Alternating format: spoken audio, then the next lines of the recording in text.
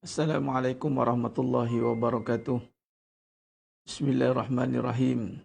Innal hamdalillah nahmaduhu wa nasta'inuhu wa nastaghfiruh wa na'udzu billahi min shururi anfusina wa min sayyiati a'malina.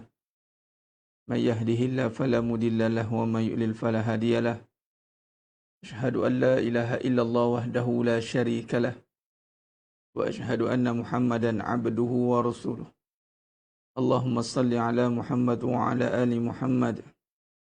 Biyassir wa la tu'assir bitammim bil khair. Rabbi shrah li sadri wa yassir li amri wahlul 'uqdatam min lisani yafqahu qawli. Allahumma iftah alaina hikmataka wa anshur alaina min khazaini rahmatika ya arhamar rahimin. Wallahu allazi la ilaha illa huwa alimul ghaibi wasyahadah wa rahmanur rahim. Wallahu allazi la ilaha illa hu Al-Malikul Quddus As-Salamul Mu'minul Muhaiminul Azizul Jabbarul Mutakabbir. Subhanallah ya amma yushrikun. Wallahul Khaliqul Bari'ul Musawwiru lahul asma'ul husna. Yusabbihu lahu ma fis samawati wal ardh wa huwal azizul hakim. Wala hawla wala quwwata illa billahil aliyyil azim.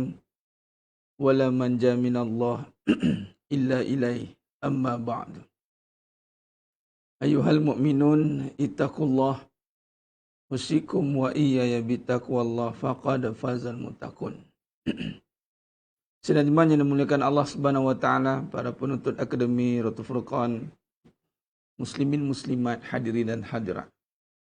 Para pejuang-pejuang kebenaran, mudah-mudahan kita semua tergolong dalam golongan hamba-hambanya yang benar-benar bersyukur. Amin ya rabbal alamin. Alhamdulillah. Pertama dan selama-lamanya merafakkan setinggi-tinggi syukur kehadrat Allah Azza wa Jalla di atas nikmatnya Allah berikan kepada kita hari ini dengan memilih kita untuk terus berada di dalam jalan ketaatan. Boleh duduk dalam majlis ilmu ini satu anugerah yang cukup besar. Kita berada di dalam jalan ketaatan ini satu anugerah yang cukup besar.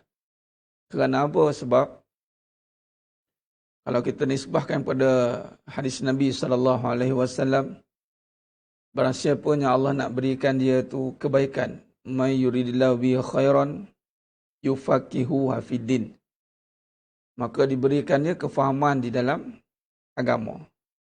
Agama ni merujuk juga kepada kehidupan, cara hidup, the way of life. Maka dengan itu apabila Allah pilih kita, Allah nak, maksudnya dengan kudrah iradahnya, berkendak ke atas kita untuk mendapat kebaikan.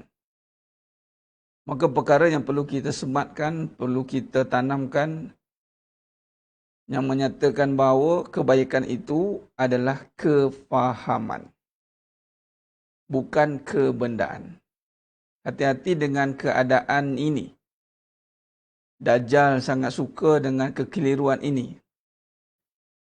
Adat melihat apabila dapat kebendaan ibarat satu anugerah yang Allah restu, Allah ridha katanya. Buat-buat jadi, buat-buat dapat. Tengok-tengok untung, tengok banyak dapat. Banyak, contoh Allah, limpah ruah. Oh banyaknya katanya. Dari satu sudut, ya, itu kurniaan jika dia faham akan apa yang dia dapat itu, membawa dia dekat dengan Allah. Malangnya apabila kita dapat nikmat dunia ini, sebab dunia ini memang kurniaan dia nikmat. Sebab itu Allah banyak kaitkan dengan kenikmatan, kurniaan. Nikmat mana yang engkau nak dustakan? Nikmat mana? Nampak? Maksudnya apa? Memang Allah nisbahkan dunia itu nikmat. Tetapi malangnya dunia itu dengan sifatnya itu wamal hayatud dunya illa mata'ul ghurur. Akhirnya kegagalan kita untuk menghayati akan erti kata dunia yang sebenar menyebabkan kita ditipu oleh dunia itu sendiri, yang memang Allah jadikan dunia itu penipu. Wa mal hayatud dunya illa mata'ul ghurur. Memang sifatnya begitu. Tinggal lagi kita kena pastikan tidak ditipu. Apa ciri orang yang tidak tertipu? Dia faham ketika dia mendapat nikmat dunia itu. Apa yang dia faham? Dia faham bahawa ini nikmat. Nikmat yang boleh habis, boleh hancur, boleh hilang, boleh musnah bila-bila masa. Nampak tidak? Apa saja kenikmatan, keseronokan yang diberikan di dunia ini, dilihat sebagai satu wasilah saja, penghubung saja, atau satu medium, perantara. Kalau biasa orang guna apa? Jambatan. Jambatan ni penghubung lah. Tapi masalahnya sekarang isunya tidak terhubung.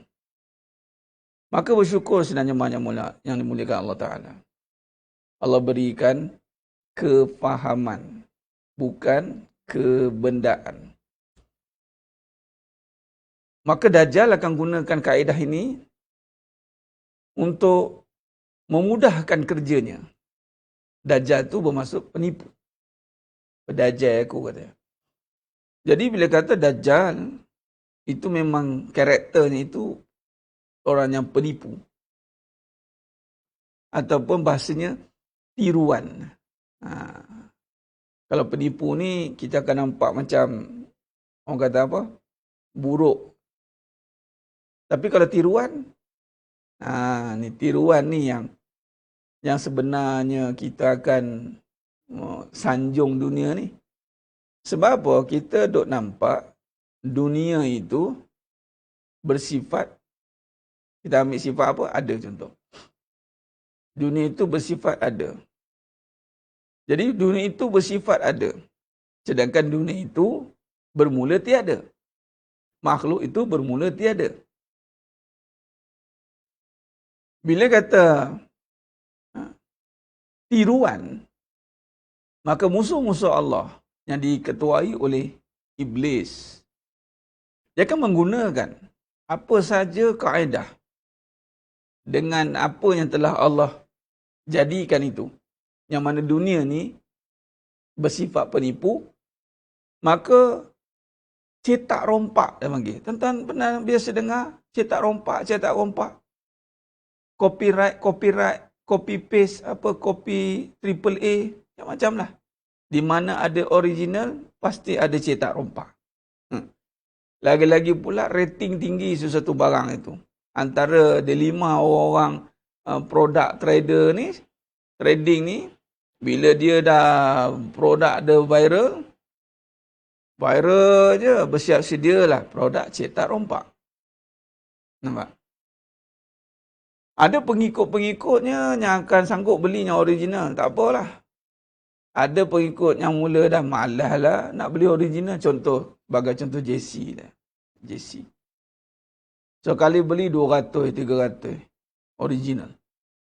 Lain sekali, setiap bulan dia keluarkan design pula tu. Kalau sebulan 300, nak beli 5 pasang. Kita ni sekali-sekali bolehlah beli satu. Tapi kalau dah setiap bulan nak beli, katanya, baik aku beli yang lebih kurang katanya. Dengan kualiti yang hampir sama. Nak pula ada pula kualiti AAA.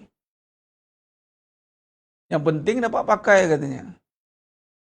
Maka berlakulah cetak rompak. Dulu, satu ketika dulu, sekarang ni dah tak dengar sangat dah. Dia panggil apa? CD cetak rompak. Satu ketika dahulu CD cetak rompak ni.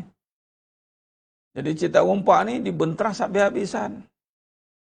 Sehingga berkempenlah mereka jangan beli, dapatkan yang original. Bentrasnya cetak rompak. Yang cetak rompak ni. Sebab apa? Dia mengaut keuntungan daripada hasil orang. Plagiat dia panggil. Dan kita ni mengambil keuntungan, kita plagiat nikmat Allah, kita dapat selainnya, kita dapat nikmat Allah, kita lupa ke Allah, ni plagiat dia panggil. Ini kita nak tekankan ni.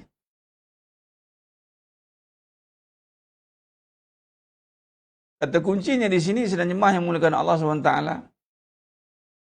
untuk kita memperhalusi.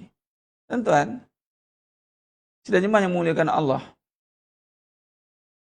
Saya ulang lagi sekali betapa pentingnya kita untuk memperhalusi perbahasan kehidupan. Kerana apa? Kerana fitnahnya halus. Anda jangan ingat dengan beramal itu mampu berhadapan dengan fitnah.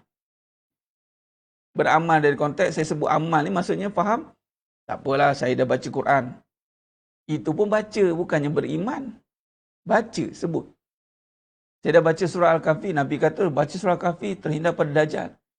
Betul? Hadis Nabi itu tidak salah. Ayat 1 hingga 10. Tapi kenapa ada perbahasan tentang golongan yang membaca, Nabi kata, tidak lepas pada halqum saja. Nah, jangan ingat kita selesa dengan amal hantar senarai amalan yang ada. Bukankah ada senarai, bukankah telah direkodkan dalam catatan sejarah ataupun dalam satu, orang kata apa, buktinya kukuh. Contoh, Abdul Rahman bin Mujam. Seorang yang bukan kata amalan, jauh panggang dari api nak banding kita. Itu berakhir dengan kekeliruan. Bukankah Barsisa, ulama Bani Israel yang hebat, berakhir dengan kekufuran? Bukankah Iblis, laknatullahi alaih, berakhir dengan kekafiran? Kenapa perkara ini berlaku? Ini juga sebagai penipuan. Dajjal akan menggunakan jalan ini untuk menipu kita, cetak rompak, tipu daya, memperdaya, mempergunakan amalan, tetapi pada masa sama masih lagi tidak kenal dunia itu apa. Ingat, jalannya itu adalah jalan dunia. Siti Dajjal bukan soalan hukum, sebab dia tak ada letak kat situ wajib. Jadi pada hukumnya itu sunat. Apa yang datang Nabi selagi mana tidak pada hukumnya suruhan yang qat'i, maka dia tidak wajib. Dia pada amalannya ada fadilat. Dia Nabi kata siapa yang mengamalkan 10 awal surah Al-Kahfi. Ada riwayat lain mengatakan 10 akhir. Tapi yang masyhur itu 10 awal, 1 hingga 10 itu. Bebas pada fitnah Dajjal. Bila kita melibatkan, sebab itu kena faham. Beramal ni, kata kuncinya faham. Contoh, bila melibatkan Al-Quran, apakah kata kuncinya apabila melibatkan Al-Quran? Iman. Beriman dengan 1 hingga 10. Itu ayat dia. Beriman. Meyakini. Berapa ramai beramal tapi tidak beriman sepenuhnya. Ini yang kita perlu perhalusi. Sebab itu menjaga amal bukan yang banyak amal. Menjaga amal itu menjaga kepercayaan, keimanan terhadap Allah. Kita menjaga dengan apa? Dengan ikut kelas pengajian. Dengan ikut kelas perbahasan. Bukan selesa dengan amal. Bukan rasa serba tahu, serba buat. Oh, saya dah. Oh, ni tak apa, kita amalkan sajalah. Kita amalkan saja. Tak usah nak bahas-bahas ni. Betapa besarnya perbahasan, kefahaman ni. Ingat, saya ulang lagi sekali tadi. Bila masuk tentang kita nak memperhalusi kehidupan. Ustaz, kenapa nak memperhalusi kehidupan ni? Sebab fitnahnya halus. Fitnahnya halus. Cetak rompak dia. Luqman Haras bukan begitu cara dia. Beriman tak beriman bukan, oh kamu ni tak beriman. Beriman tak beriman ini adalah nisbah kepada qada dan qadar. Beriman tak beriman ni berisbah kepada meyakini segala suruhan Allah. Bukan perbuatan. Beriman tak beriman ini nisbah kepada segala suruhan yang dilakukan itu dengan taat. Jadi perbuatan itu dinisbahkan kepada kenapa cepat marah. Maka kena tengok. Apa kefahaman dia? Kalau masih benar kefahaman dia, cuma dia gagal dengan nafsu, maka dia lemah iman dia. Kalau situasi tak beriman ni, bermaksud apa? Menentang terus ayat Allah. Melakukan syirik yang jelas, syirik yang besar, akbar. Jadi sebenarnya yang mulakan Allah SWT. Maka di sini persiapan yang kita perlu persiapkan. Persiapan yang perlu dipersiapkan. Ingat, saya ulang lagi sekali, kita pergi kepada perbahasan. Yang mana, kalau kita lihat di sini sedang jemaah. Okay. Bila sebut kepada dunia,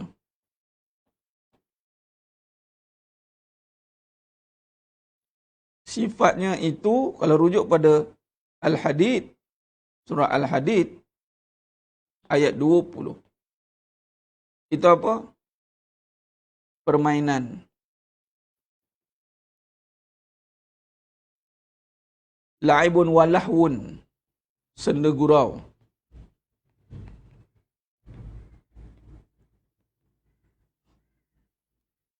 Apa yang ada pada dunia ini? Harta. Harta benda. Anak pinak. Bila sebut anak ni, cerita tentang keluarga lah. Bila sebut tentang harta benda, cerita tentang keadaan. Bila sebut keluarga, merujuk pada perasaan.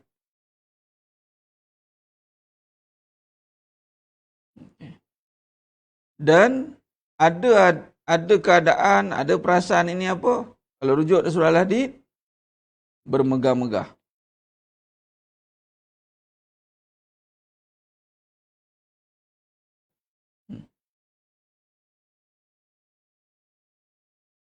Dan semua ini Allah bagi umpama, tamsilnya, perumpamaan, tamsilannya, ibarat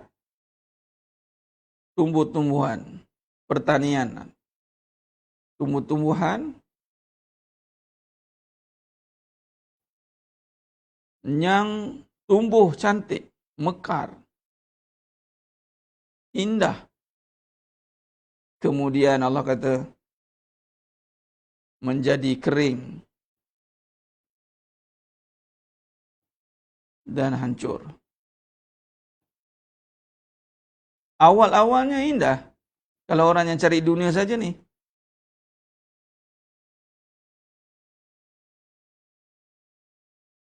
Baik.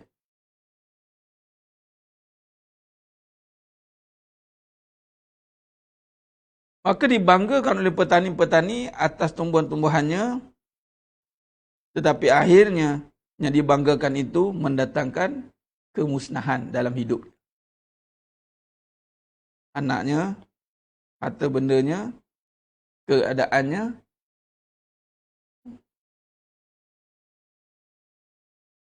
Dan Allah nyatakan bahawa wa mal hayatud dunya, tidaklah kehidupan dunia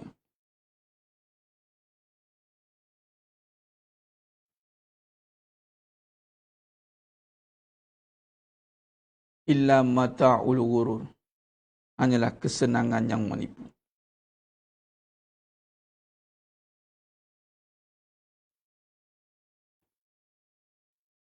Baik. Apa pengajaran ni kata beriman ni? Apa pengajaran dia kata beriman dengan ayat ini dengan sempurna?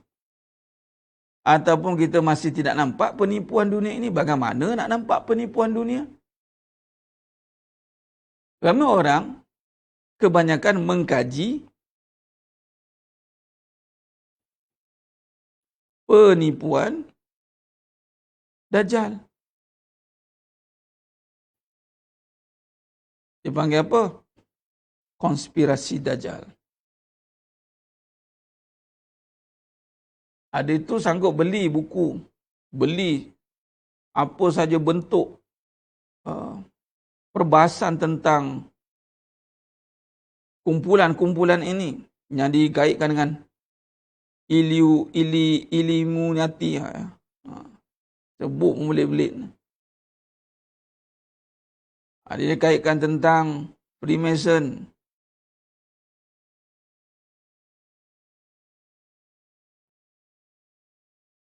Ibaratnya,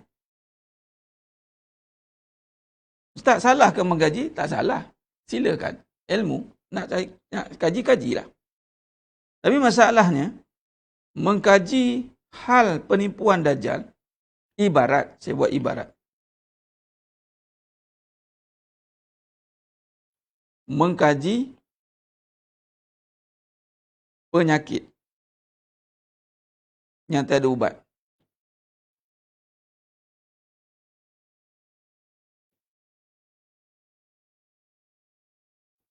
Ibarat mengkaji penyakit yang tiada ubat, dia bermaksud tiada ubat yang berbentuk ubat lah. Cara kita nak hadapi dia. Sebagai contoh, denggi.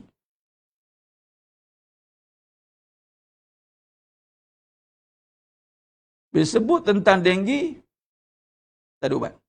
Ubat makan, ubat macam mana nak hilang? Tak ada. Spesifik tak ada. Jadi kalau kita habis masa nak kaji denggi ni, yang memang denggi dia kerja dia memang itulah dia. Bila kena je demam, simptom ada, kaji tak apa, kita tak tahu simptom. Kita tak tahu tentang platelet dia, darah dia dan badan macam mana. Baik. Tinggal lagi, bila dikaji itu, sehingga lupa bagaimana persiapan kita untuk berhadapan dengan penyakit ini. Dan di mana puncanya? Puncanya mesti ada punca.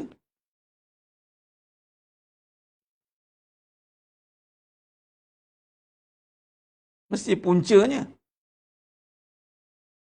Tahu punca? Nyamuk. Okey, nyamuk Aedes. Kalau kaji penyakit saja, tak nampak dah. Tak selesai masalah. Dan penyakit itu dah tak tahu solution dia. Tapi masalahnya, kita ditipu lagi sekali dengan kajian itu. Sedangkan, kita ada punca. Pembawa. Kalau nyamuk ni pembawa.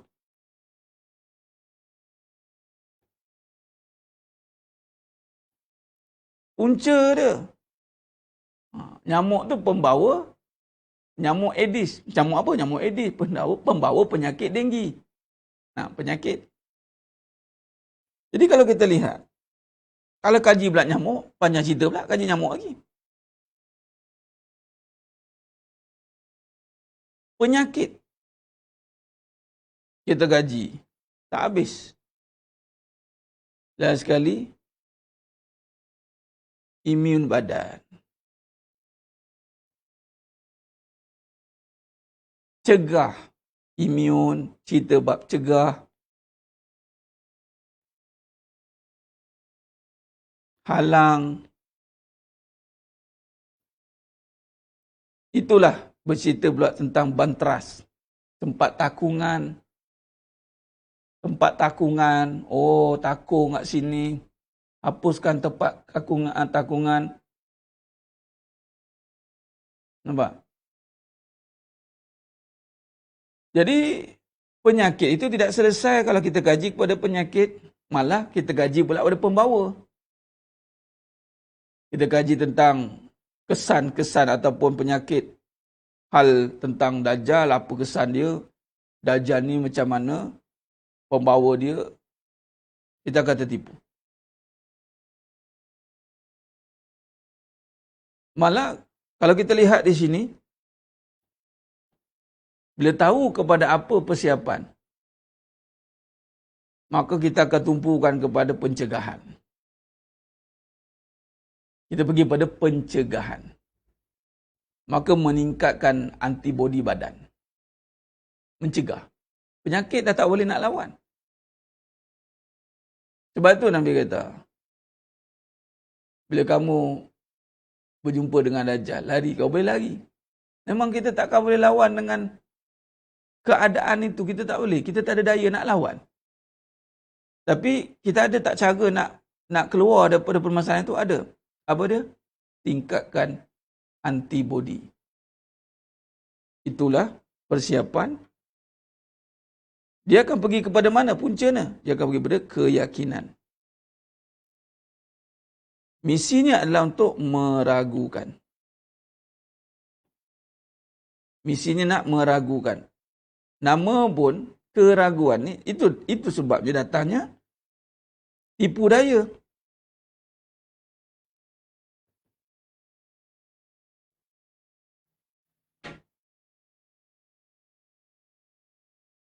Jadi sedang yang memuliakan Allah SWT.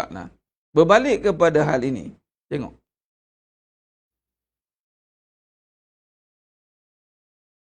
Persiapan kepada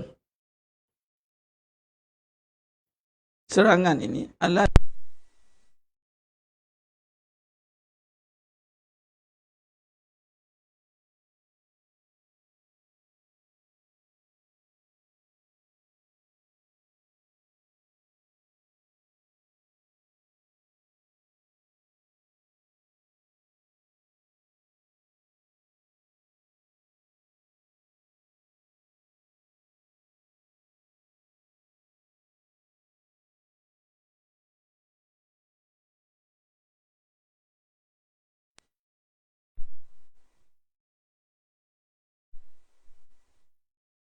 permasalahan hidup kita ni. Permasalahan kehidupan kita. Yang ini pergi kepada keyakinan. Persiapan keyakinan. Keyakinan kerana agenda mereka ini hanya berkisar tentang untuk menimbulkan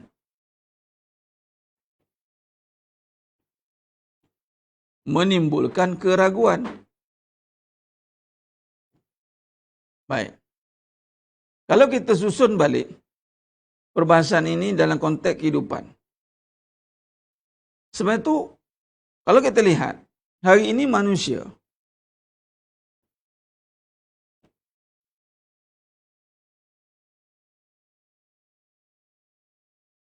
Allah jadikan rujuk Al-Baqarah ayat 21. Ya ayuhan nasu ubudu rabbakumul ladzi khalaqakum wal ladzina min qablikum la'allakum tattaqun. Ya ayuhan nas su'budu rabbakumul ladzi khalaqakum. Ya ayuhan nas,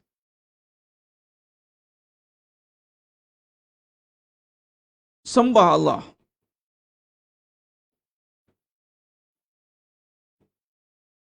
Tengok.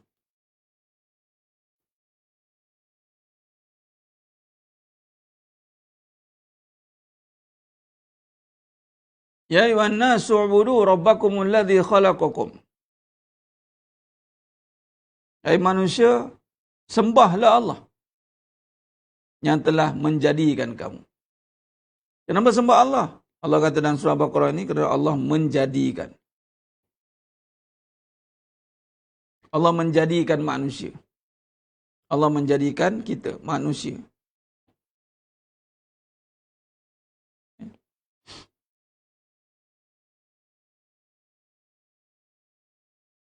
Dan apabila kita rujuk balik pada surah Al-Zariyat ayat 50. Wa mal hayatud dunya wa ma khalaqtul jinna wal insa illa liya'budun. Tidak aku jadikan jin dan manusia semata-mata untuk sembah Allah, illa liya'budun. Ni matlamat kejadian pun sembah Allah.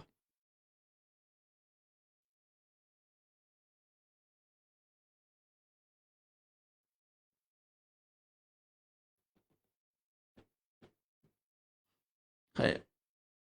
Baik, bila sebut tentang sembahan, sembah Allah. Maka di sini bermulanya, kalau ikut kita saya susun. Itu dengan keyakinan. Nampak?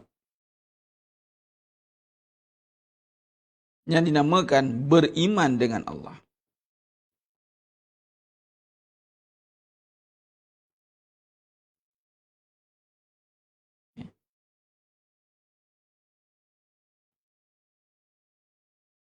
Saya gunakan perkataan keyakinan. Dalam peribahasa sembah ni bermula dengan beriman. Baik. Bila semua beriman, tengok pada tarif dia, tasdik, membenarkan. Tasdik bil qalbi, membenarkan. Membenarkan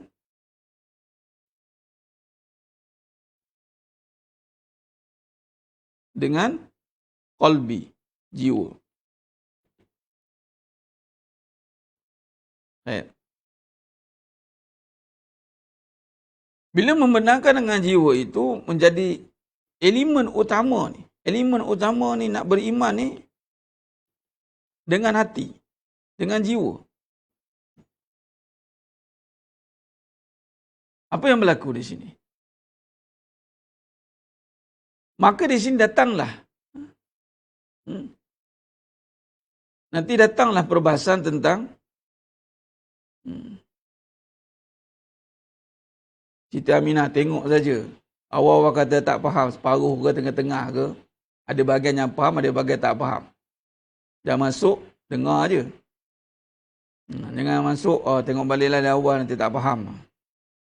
Dia ni, kalau tengok daripada awal sampai habis pun, kalau tak faham juga. Sebab tu niat, bila-bila nak mengaji ni, dia kadang dia ikut lama pun tak faham juga. Dia ada poin-poin kadang-kadang penyampaian itu. Pertama, sebab tu jangan masuk, kok suka-suka masuk. Tapi kalau ada hal arah melintang yang menyebabkan lambat masuk, tak apa, dia masuk juga. Tapi ceritanya, jangan buat statement yang, tak apalah kemudian nanti kan tak faham. Jangan. Dia sebab kelas dah mula tengah-tengah. Dengar je, masuk, datang lambat ke, okey dengar. Dengar dulu setakat mana yang faham. Tajuknya apa ni? Tengah membincangkan tentang penipuan. Dunia ni, risiko hidup ni, ditipu oleh dunia. Dunia pula, dia alat untuk dajal tipu kita. Faham? Ni dengan syarah lah ni. Ya kalau cerita beramal tu senang. Okay, beramal ni. Okay, amalkan ni. Pun tak terbuat juga kadang. Kadang kita ni amal hantas banyak. Buat tidak. Buat pula faham tidak. Dalam sekali, apa tak hidup ni Ustaz? Pening kat situ dah. Tersadai kat situ.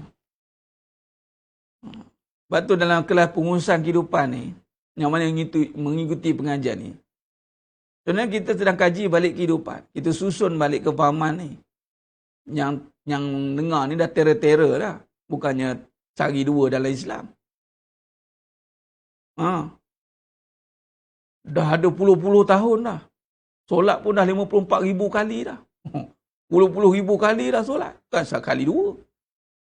Kalau sebut tentang zikir tu, selawat tu, kalau didarabkan, kita dengar pun, Allah, ini bukan kaleng-kaleng ni.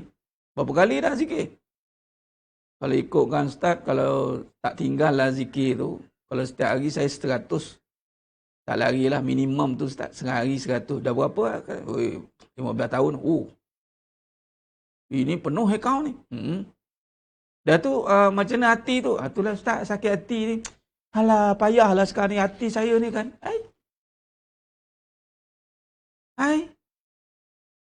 Bukan dah lama tu amalan berguni-guni tu. Untuk apa? Yelah, kita beramal lah. Kan tak beramal kan teruk sangat nampaknya. Orang kata, orang tanya kan. Tak puasa putih ke? Puasa, saya puasa. Tak puasa 10 Asyura? Puasa. Kan orang tanya boleh jawab.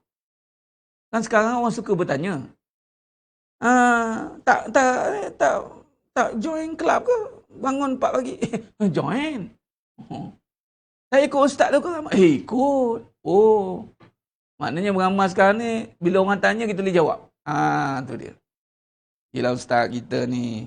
Kamu tanya, amalannya ustaz bagi tu tak amal? Buat. Okey. Rupanya nak bersiap supaya orang tanya, kita ada. Ingat kita ni apa? Lekeh no kata. Contoh. Tak nampak nama saya ni ada kat mana-mana ceramah. Jangan. Contoh. Tapi bila tanya soalan cepu cemas, hati macam mana? Kalau misal kata, Allah uji, kita tak tahu ujian kita ni. Dia jawab pun 50-50 je. Nampak? Lepas tu jadi alasan. Lepas tu buat tak dengar kelas. Buat tak dengar, buat tak tahu. Sebab apa? Alah, kelas ni, apa, yang penting amalan. Okay? Nanti tengok macam mana amalan tu Allah akan uji. Sebab tu kata, Allah akan uji. Habis Ustaz, tak payah beramal lah. Teruk lagi ujian tu. Kena sekali tersadai terus.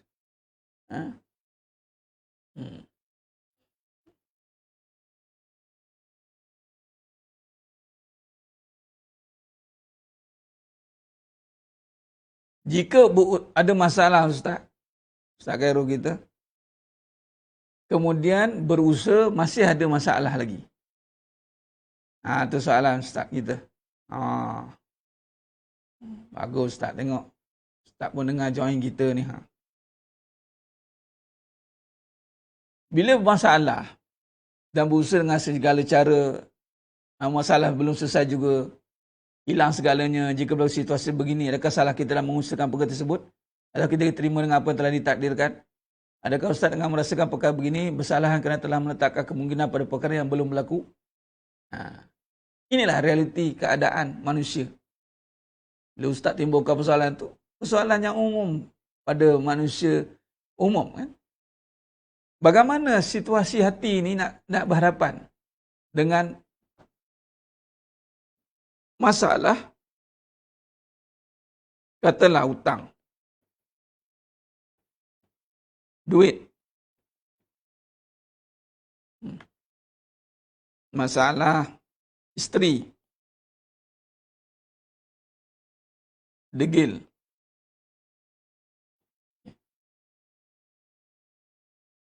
macam-macam usaha buat dah untuk keluar daripada hutang, masih berhutang. Macam-macam usaha dah nak didik isteri, masih degil. Apa mesej besar kat sini? Mesej yang besar dikena faham, tiada kuasa pada usaha. Titik. Atau lebih tepat, tiada kuasa pada amalan. Sebab tu, tidak nyembahnya mulakan Allah Ta'ala semuanya. Jangan sekali beramal kerana nak selesai masalah. Jangan sekali-kali berusaha melihat usaha inilah menyelesaikan masalah. Jangan sesekali. Jangan malah dijadikan. Kerana yang menyelesaikan masalah itu adalah Allah. Dalilnya, wa may yattaqillaha yaj'al lahu makhraja. Jadi, usaha kita mana? Usaha kita kena memastikan bahawa ketika berusaha menjaga keyakinan kita. Itulah usaha kita. Bukan menjaga usaha. Ramai orang sibuk menjaga usaha nak selesai hutang. Tapi keyakinan entah ke mana-mana. Ramai orang berusaha nak didik isteri, tapi yakin tak ke mana-mana. Ramai isteri duk nak nasihat suami, yakin tak ke mana-mana. Hingga timbullah macam soalan semalam. Perlu ke bersabar lagi Ustaz kalau dah soalan dia, soalan pun dah salah dah. Perlu ke saya bersabar lagi Ustaz? Soalan pun mengundang kecaman Allah dah. Salah ya Ustaz? Dah. Perlu ke bersabar? Bersabar tu, innallaha ma'as sabirin. Sabar itu dengan Allah. Bukan kata perlu, wajib dah. Tidak sabar, maka tidak dengan Allah. Habis Ustaz, suami saya buat perangai ni. Sabarlah menyelesaikan masalah. Kalau perlu pergi ke mahkamah, sabarlah melalui perjalanan itu. Ditakdirkan bercerai, sabarlah menerima penceraian itu. Bukan saya dah tak sabar dengan perangai dia Ustaz. Macam-macam usaha saya buat. Cakap apa saja saya tak layan dia. Ujung rambut, ujung kaki saya layan dia. Dalam sekali dia cari lagi, dia tinggalkan saya. Dalam sekali dia nak juga kahwin lagi. Adakah sia-sia saya jadi isteri ni? Apa tak kena saya ni? Dasar jantan tak guna, keluar geram. Dasar orang lelaki ni sama. Pantang dah orang mula geram-geram. Keluar perangai-perangai jahat dah. Oh. Patutnya dia kena sedar. Segala amalan dia tak ada kuasa. Allah nak bagi sedar. Jangan sampai kena uji begitu. Sepatutnya belum diuji lagi, dah kena sedar.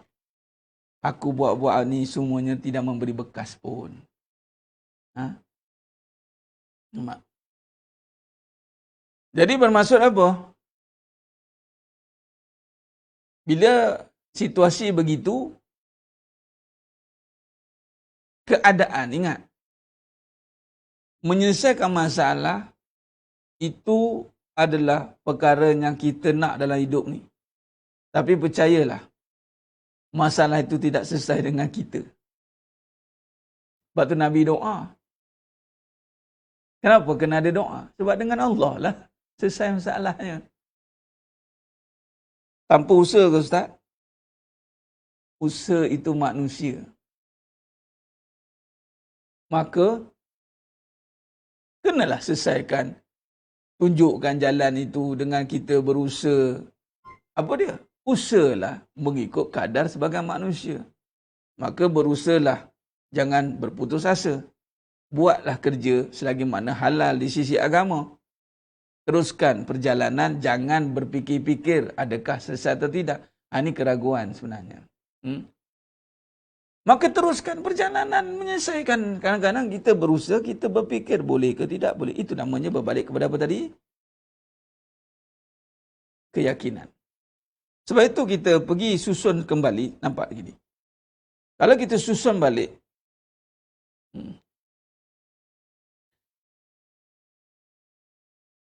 katalah sebelum kita ada isteri, kita ada anak. Sebelum ada semua. Sebelum kita ada apa-apa ke atas muka bumi, kita seorang. Lahir pada mak ayah kita.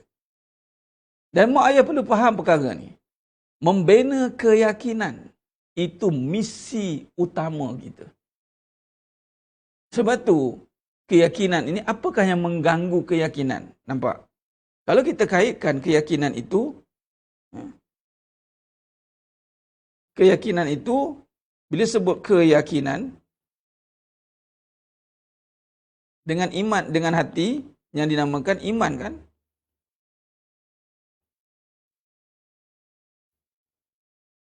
Baik. Sekarang ni, cuba tengok. Ini cabaran kita, tuan-tuan. Ini kita kena faham bahawa, Ustaz, bila kita rungkaikan perkara ni, dia bukan, pertama gini. Sidang jemaah yang mulakan Allah, boleh tak kita letakkan satu perkara yang dia panggil gini. Dalam bab-bab dunia ni, kita suka detailkan dia. Makin detail, makin kita rasa hebatnya. Betul tak? Criticize-nya dia. Dia analytical thinking. Analyze betul lah dia. Dia detail lah dia. Cuba dalam bab agama ni, terutama bab keyakinan, kita kena detail. Terperinci. Jangan jadikan perbincangan mudah. Ini kata guru saya, susah. Contoh, alah mudah je cerita-cerita bab iman ni. Kita cek redha Allah je. Habis cerita. Je. Apa susah? Kita cari pahala je. Je. Nampak tak? Alah payah-payah nak bincang-bincang yakin ni. Beramal je. Je. Nampak? Kita kena mula start hari ni lagi. Macam mana redha tu? Bukan persoalkan, tapi kita kena mendalami perkataan itu. Contoh keyakinan. Macam mana keyakinan tu, Ustaz? Mati. Ini kita kaji. Datang pengajian sebab tu sidik. Sidik itu research and development. Bukan kita create new things. Tak. Kita tak cipta benda baru. Contoh, tuan-tuan. Perbincangan tentang besi. Ni banyak benda nak cerita ni. Allah. Tentang besi. Benda lama ke benda baru? Lama. Orang dah biasa dah lali besi. Tapi berapa banyak kita faham manfaat dia? Macam mana kita nak manfaatkan besi dalam hidup kita? Kita terkebil-kebil. Hmm.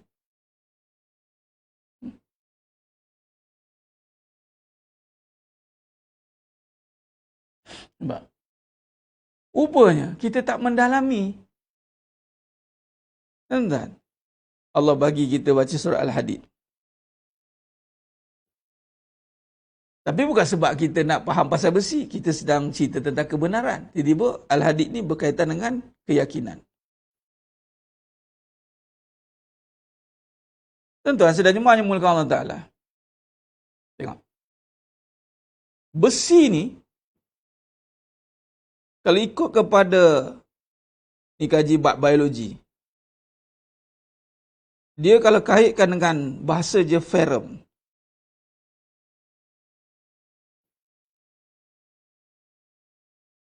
Ini ada dalam darah, tuan. Malah bila jadi dalam darah dipanggil hemoglobin. Anda tahu apa fungsi hemoglobin? Carrier, pembawa oksigen.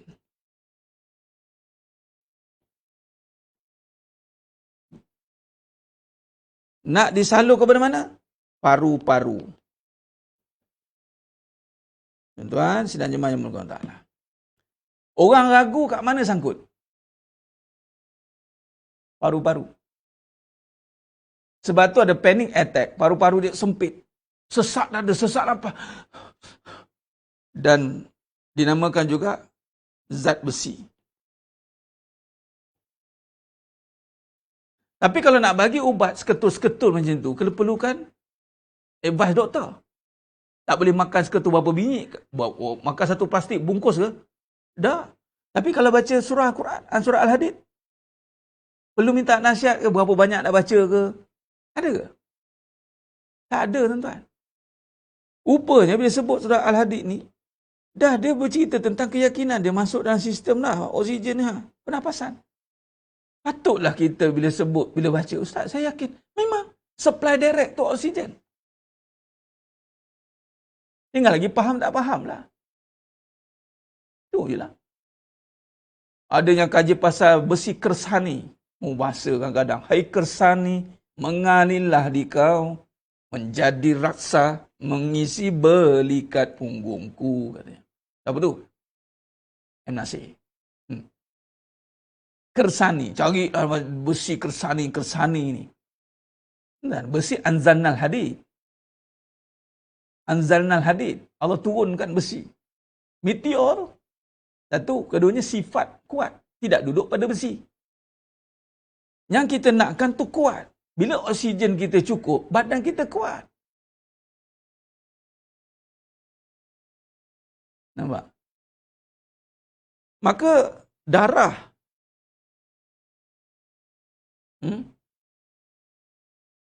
Siti Aminah, yakin, tawakal, doa, usaha. Berapa kali ikut ni? Tak maaf, saya kena tegur lah. Sebab saya selalu nampak nama ni ada, jadi saya tegur. Yakin, tawakal, doa, usaha. Jangan guna biasa usaha dan tawakal. Usaha tawakal, faham tak? Memanglah benda tu tak salah. Tapi kalau kita dah kaji, mesti kita ada susunan dia. Itu namanya kajian.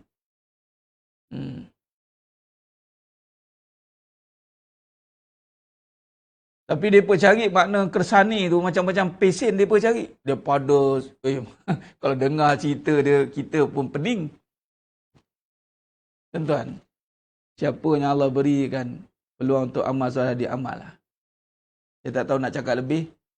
Tapi bila diilhamkan, diberikan, dan mana pula memang tak lari pula bercanggah dengan apa yang Nabi buat, maka gunakan. Itu saja. Amalan ni, kita ni bahasa nak amal banyak. Tapi kita ni manusia yang lemah. Takkan mampu beramal banyak. Maka beramallah di saat diberikan. Diberikan amal. Jangan pergi pada masalah. Aku nak cari amal apa yang boleh selesaikan masalah aku. Ingat, masalah takkan selesai dengan kita. Masalah selesai dengan Allah. Allah berikan keyakinan, pertolongannya atas amalan kita yang buat dengan faham. Faham ni mestilah diberikan. Ni amalkan ya. Setiap malam ikut Al-Hadid. Baik Ustaz. Kenapa? Ikut je dulu. Okay, jelas. Nampak? Kenapa yakin tawakal doa usaha? Yakin dulu. Ni kan bermula dengan yakin. Sebab nanti kita tak nak usaha. Contoh. Usaha. Bila usaha tak jadi, mula kita fikir balik. Apa yang tak kena ni? Dia hati-hati. Sedangkan usaha tu dah nombor 4 dah.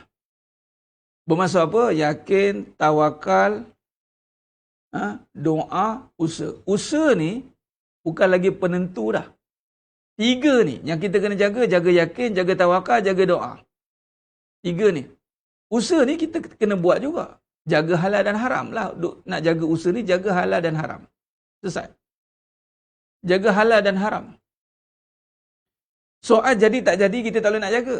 Sebab kita tak tahu kesannya apa. Yang kita kena jaga, jaga yakin kita.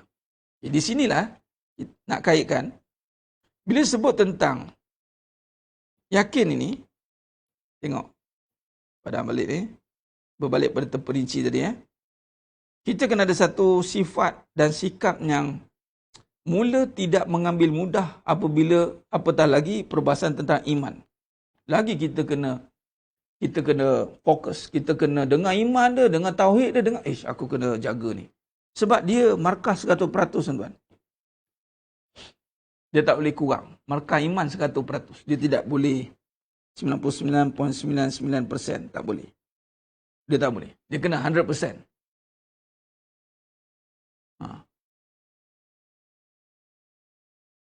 Sebab dia penentu kepada amal tu diterima. Iman, amal. Amanu wa amilus solihat.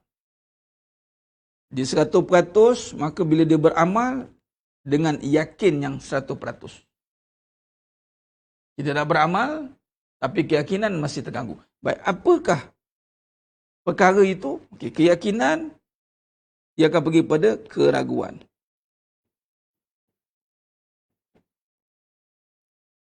Alladhi yuwaswisu fi waswas. Ini perkara yang kita akan hadapi. Keraguan ini disebabkan oleh ragu. Disebabkan pertama, yang utama itu tiada dia tentang ilmu. Tiada ilmu lah, jahil.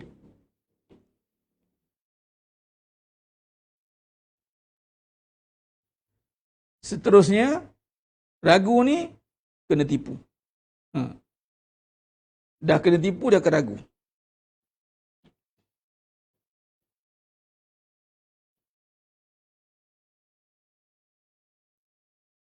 Ditipu. Baik. Apa maksud ditipu? Bila rujuk balik keyakinan, ni kata terperinci ni. Kita cuba kaji balik terperinci ni. Sebab tu kalau tidak, takkanlah Nabi dia ulang, jadidu imanakum, perbaruilah iman kamu. Sebab mesti ada sesuatu benda yang perlu kita perhatikan dengan jelas. Baik. Maka, bila sebut perkara yang boleh mengganggu keraguan, maka di sinilah yang kita lalu bincangkan, bertemu dengan yakin, ini balik pada iman, ragu, maka di sinilah datangnya kepada ragu tentang Allah. Maka di sinilah datangnya syirik.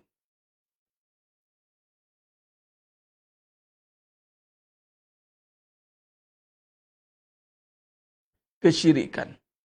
Maka kalau kita boleh buatkan gambar rajahnya begini,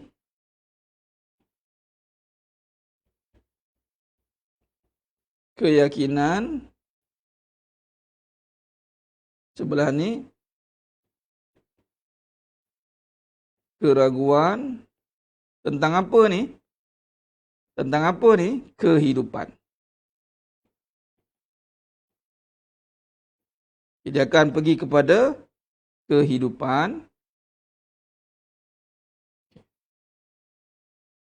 Bila sebut kehidupan ni, kehidupan apa? Misi kita tadi apa? Akhirat.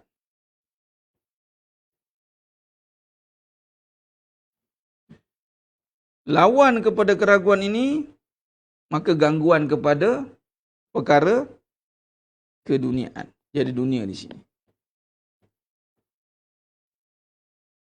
Nah, ketika kita nak pergi kepada misi kehidupan akhirat ini, maka dunia ini akan menjadi penghalang dia. Itu penghalang tu.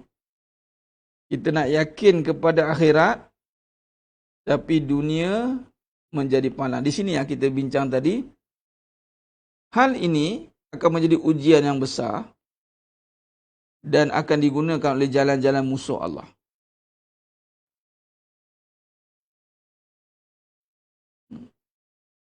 Sebab itu, terutamanya Iblis dan Dajjal. Dia akan gunakan jalan keraguan itu tentang dunia ni. Apa contohnya? Okay, baik. Saya nak bagi contoh perbahasan tentang Nabi Adam AS.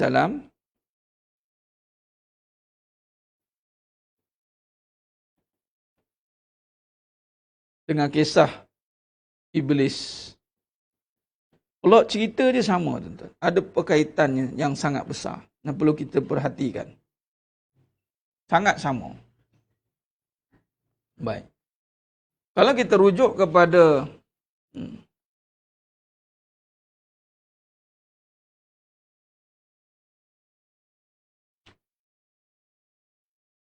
kalau kita rujuk kepada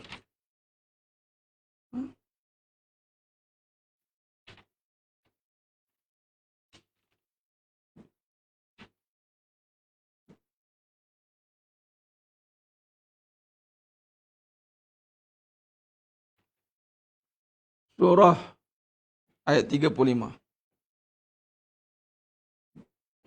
Al-Baqarah.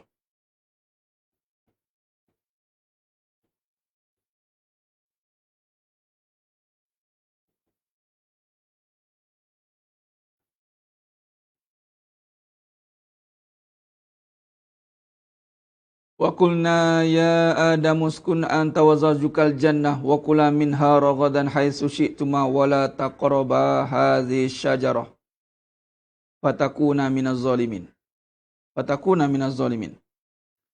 Dan kami berfirman, wahai Adam, tinggallah engkau dan isterimu di dalam syurga dan makanlah dengan nikmat berbagai makanan yang ada di sana sesukamu. Tetapi janganlah kamu dekati pohon ini, nanti kamu termasuk golongan yang zalim. Baik. Kalau kita lihat di sini,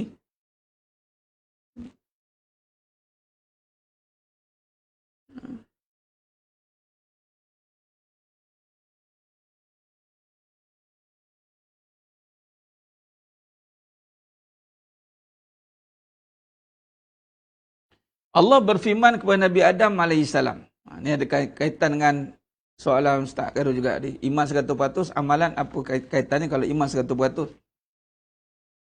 Dia mesti selari. Dia macam bernapas lah. Bernapas ni dengan bergerak. Mana yang lebih? Lebih napas ke lebih gerak? Kalaulah nak bergerak, napas kenalah 100% boleh bergerak. Dia macam tayar dengan angin lah. Angin tu kena isi penuh. Baru boleh bergerak. Maka bila iman tu penuh, maksudnya isikan penuh keyakinan, maka amalan itu akan tidak terganggu. Itu sebenarnya.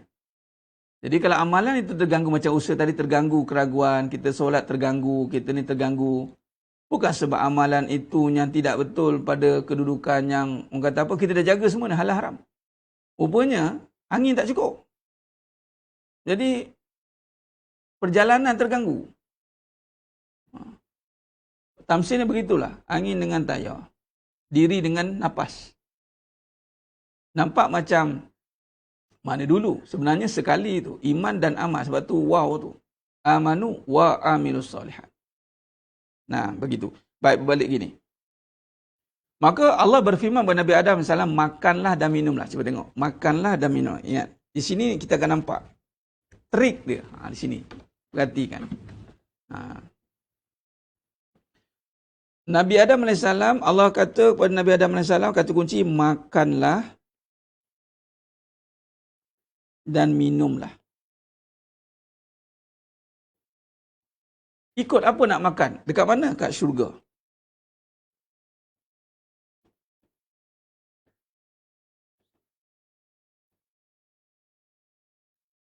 Dan satu, keduanya Allah kata kekallah duduk di dalam syurga. Allah dah bagi satu endorsement, kekallah. Kekal duduk tinggal di syurga bersama dengan isteri kamu. Kemudian ada satu tugas, larangan, janganlah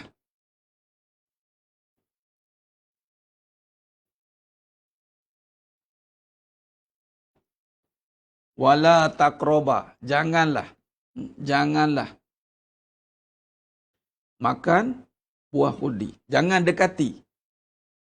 Allah kata jangan dekati, jangan dekat pokok ni. Wala taqroba hadhihi syajarah, bukan makan buah lagi, dekat pun jangan. Jangan mendekati buah khuldi. Sebab apa dekat, nanti buah khuldi ni, ini yang kisah Nabi Adam AS dengan Siti Hawa makan buah khuldi tu. Okay, wala taqroba hadhihi syajarah fatakuna minaz zalimin. Apa cirinya? Kalau dekat nanti jadi orang yang zalim. Ambil perkataan fatakuna minaz zalimin. Baik. Okay.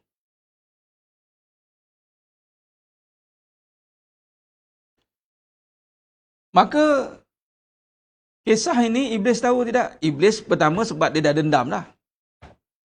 Qala fa bi izzati la uwannahum ajma'in ila ibadaka minhumul mukhlasin. Demi Tuhan katanya yang Maha Agung, aku akan sesatkan cucu cicit Nabi Adam. Maka bermula dengan Nabi Adam sekali. Kesumat ni tuan-tuan. Ya Allah. Kesumat sungguh dia. Sampai keturunan pun dia geram. Tengok. Maka bila dah tahu, sebaliknya, sebaliknya, Iblis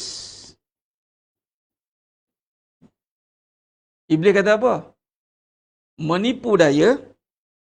Modus operandi Iblis, modus operandi ini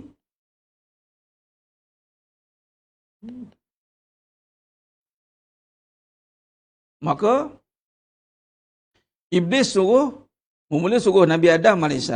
Tak jadi. Iblis suruh Siti Hawa.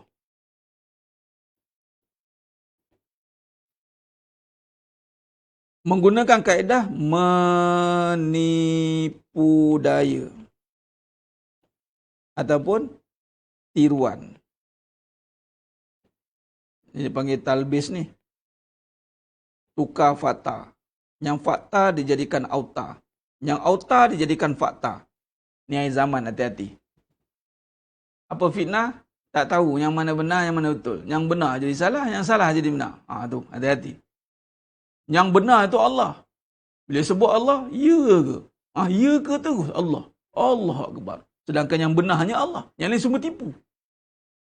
Bila sebut Allah, dia tak betul dia ni. Sisi Allah. Adakah Allah pula selesai masalah dia? Ish. Bila kita sebut lagi, dah selesai ke masalah kau selama hari ni? Tak selesai juga dah tu. Kalau kita ujar gitu, mati akal dah dia. Tapi sebab tertipunya pasal, tetap juga nak ditipu. Maka Iblis kata apa? Makanlah buah khuldi ini. Ni kata kunci ni. Dan ingat, bila kata menipu si Iblis ni kadang-kadang ni, kita tertipu dengan perkara ni. Contoh memang sifat Iblis ini, kejadiannya daripada finnar, api. Iblis dijadikan berapi dan seluruhnya jin pun. Dan sifat marah itu api. Baik. Cuma nak bagi tahu, Iblis ni dia bukan marah-marah. Dia jadi AI chip. Dia jadi ketua ni. Dia panggil dia api biru. Tuan-tuan pernah tengok api biru? Bukan api marak menyala. Api pun ada sifat dia. Api biru dia. Sejuk, kita tengok sejuk. Biru je Ustaz. Rasa macam nak pegang. Tak tahulah yang biru tu yang paling panas. Tapi kalau api neraka gelap terus. Hitam. Tak boleh banding lah api neraka. Tapi biru. Dia panggil apa? Api tenang. Wah, api pun boleh tenang. Sebab tu keluar peribahasa, jangan disangkakan air yang tenang tiada buaya. Sebab dia boleh tipu. Tenang ni boleh menipu. Tipu dengan senang dia. Dia tipu macam-macam. Sebab tu Allah je yang tahu macam mana nak bongkarkan ketenangan seseorang itu dengan ujian lah. Sebab tu dia katakan sabar. Ustaz, macam mana perlu ke sabar? Nak tengok perangai kamu tak perangai betul tak betul, tunggu uji lah. Keluar tak keluar perangai tu. Keluar habis perangai. Mana tak sabar. Nak sabar keluar perangai. Allah bagilah ujian. Untuk buat-buat tenang ni, ramai. Tenang is menang, boleh, buatlah. Tapi Allah je tahu macam mana nak menentukan seseorang itu tenang. Dengan apa? Allah uji seseorang itu. Dengan benda yang dia suka dan dia tak suka. Iblis diuji benda yang dia tak suka. Nabi Adam AS diuji dengan apa yang Nabi Adam suka. Ini pun kata kunci. Dan susu jalur itulah diikut oleh iblis. Dua suka tak suka ni. Kejap lagi saya sentuh Pak. Sambung ni. Jadi api biru ni, dia hembusan hawa nafsu. Hembus saja. Hawa nafsu. Alladhi yuwaswisu fi sudurin nas. Makanlah buah khuldi ni. Tengok, Iblis kata. Makanlah buah khuldi ni jika kamu mahu kekal di syurga. Tengok. Makanlah. Dia terus. Makanlah buah khuldi. Jika kamu mahu kekal di syurga. Apa kata kunci yang kita boleh faham kat sini?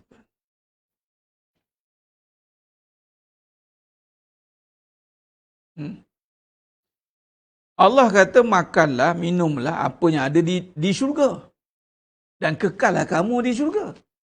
Ni tak. Tengok. Betapa manusia ni, jadi dia kisahnya sama dengan kisah kita pula. Kita ni terbalik. Dan iblis dia kata balik kan. Dia kata apa? Makanlah buah khuldi jika kamu nak kekal di syurga. Dan terlupalah, lalailah seketika akan suruhan Allah tadi. Larangan. Suruhan makanlah banyak makanan kat syurga. Takkanlah larangan itu juga nak makan. Rupanya terlupa Allah buat. Ini kisah ni ambil pengajar. Siti Hawa lah manusia. Nabi Adam itu maksum. Nabi ni maksum. Sebab tu laluan masuk dekat Siti Hawa.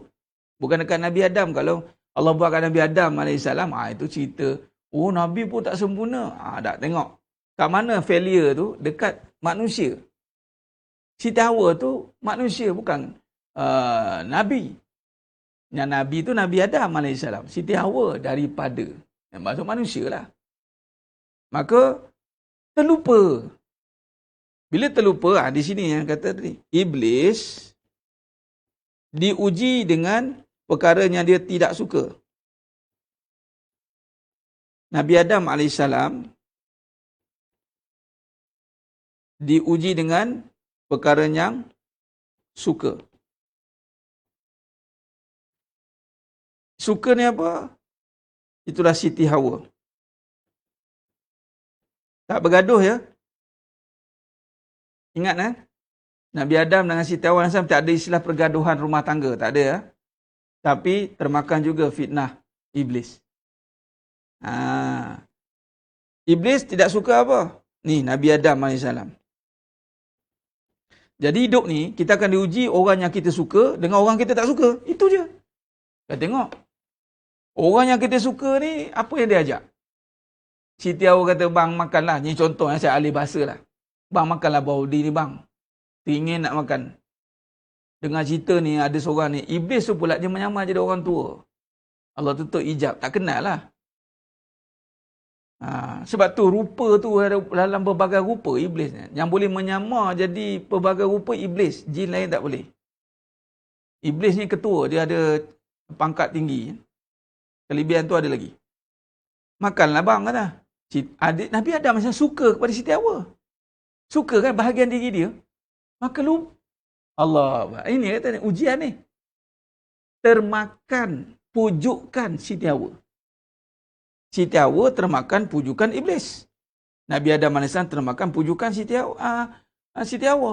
Nampak tak? Dia punya lingkaran dia tu. Sebab tu, bukan kata bergaduh tak bergaduh. Beramal tak beramal. Termakan pujukan. Sebab tu, kalau kaitkan dengan perempuan, fitnah ni. Dengan orang lain, dia boleh dijekah. Dengan anak murid boleh. Tapi kena dengan isteri. Allah. Ni abang lemah. Ni abang lemah. Abang lemah terus. Hati-hati. Bang katanya. Bang nak habis.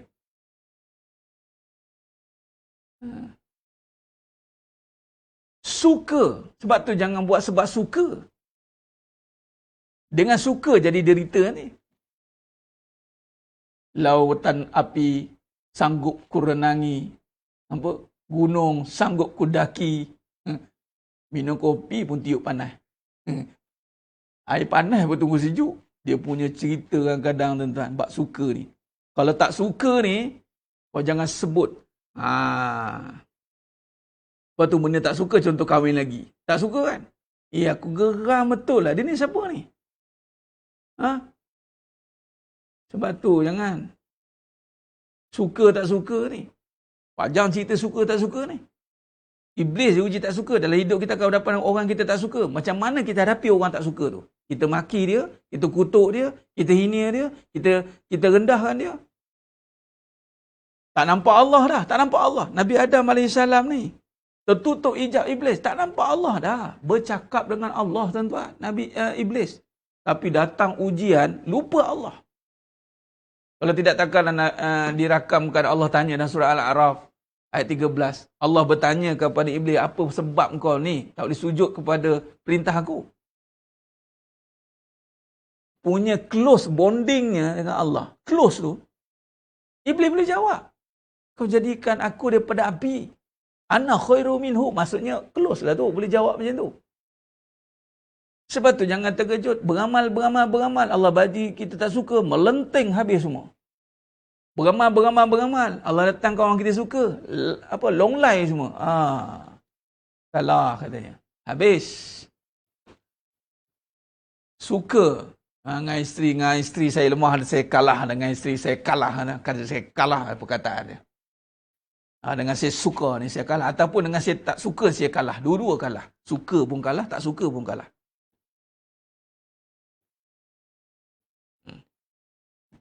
Kalah dengan apa? Pujukan nafsu. Nafsu kan marah bila tak suka. Nafsu kan leka bila benda yang suka. Ini susu jalur dia kaitannya. Baik. Maka di sini, banyak pengajaran dari sini ni. Talbis. Iblis ni, kita kaji teguh tentang iblis. Dajjal follow dia. Dajjal ni pengikut iblis. Terasa pening dengan perangai Dajjal. Dajjal ni ikut iblis. Iblis ketua. Kaji bab iblis, tahulah perangai Dajjal macam mana. Sebab tu jarang saya tekankan, cuma saya guna perkataan Dajjal tu, sebab kita di dunia ni, kita kaitkan dengan Dajjal dan Nabi selalu kaitkan dengan Dajjal. Sebenarnya mengingatkan kita balik kepada agenda iblis.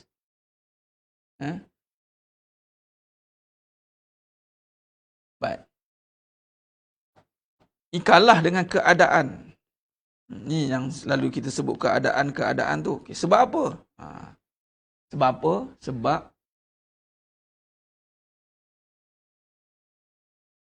ada Puan Fuziatul ada. Tapi dia tak nak. Dia sombong. Sujud tu. Kembali. Iblis tak mau. Kita zaman Nabi Musa AS. Ada. Tapi dengan syarat hormat balik, sujud kepada Nabi Adam. Iblis tak mau. Mencemaduli dia panggil. Tengah hidup pun aku tak respect, ini kan pula tengah mati. Dah mati dia. Dia punya sombongnya amat. Sombong amat sih. Kata. Baik. Jadi, kita tengok di sini dulu. Apa dah? Okey. Sikit lagi. Kemudian kita tutup. Makanlah buah khuldi jika kamu mahu kekal di syurga. Nampak tidak? Makanlah buah khuldi jika kamu mahu kekal di syurga. Apa kaitan dengan kita? Tuan-tuan, tengok macam mana iblis manipulate kat kita pula. Dekat kita, Allah suruh kita. Allah.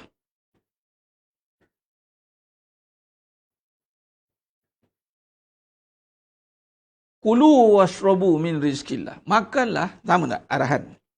Makanlah. Minumlah. Setiap nikmat yang ada kat muka bumi ni. Minumlah apa yang telah direzekikan. Apa yang telah direzekikan di dunia. Nampak? Sebab tu bermula dengan makan. Fa iza qudiyatis salatu fantashiru fil ardh wabtaghu min fadlillah. Ambillah apa segala kurniaan. Ambil.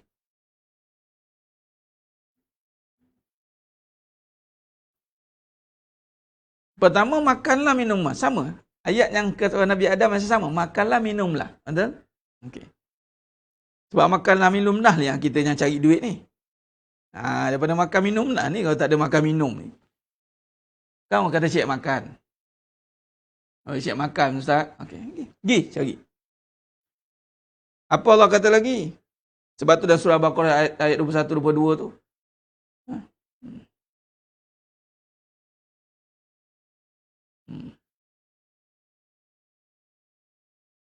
Saya fikirlah buah khudi bentuk buah ke? Buah khudi. Habis itu. Kita fikir benda lebih penting daripada bagaimana memikirkan bentuk buah. Okey? Itu pun satu kaedah. Kadang kita terperangkap dalam perbahasan. Kadang kita pergi pada perbahasan yang tak patut kita kupas pun. Boleh dia cari. Ni apa benda up banyak kali ni? Kita tengok sikit.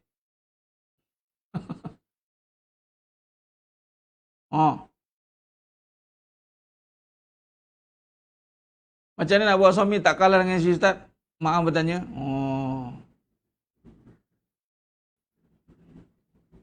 Kritikal benar soalan tu. Macam mana nak buat suami tak kalah dengan isteri? Sebab apa kalah? Lemah kan? Jangan jadi lemah. Wala tahinu.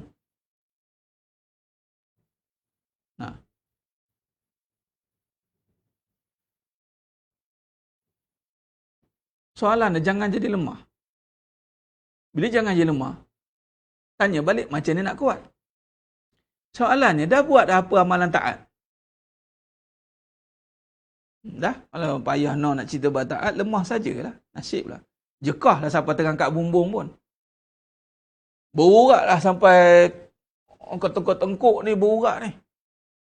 Angkatlah besi sebesar mana pun. Angkat dumbbell ke apa ke. Tapi kalau taat pun masih lagi liat. Payahlah cerita bab tak nak kalah dengan perempuan ni. Sebab perempuan ni, wanita ni, isteri nafsu. Tak nak kalah dengan nafsu, taat. Taat ini mesti kena ada makrifat. Betul orang lelaki, jangan ambil mudah soal perempuan. Dah kalah, dah terduduk, dah tersungkur, baru nak meraba-raba. Macam mana Ustaz ni nak hadapi isteri saya ni?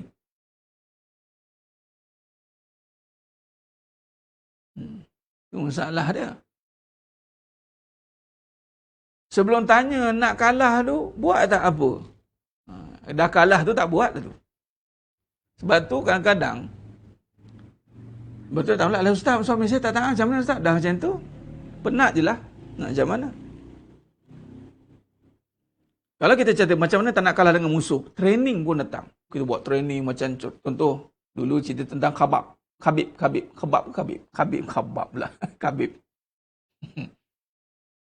Nak jadi undefeated tu kalah sekali tu. Tuan-tuan tengok training macam mana? Ha. Dah.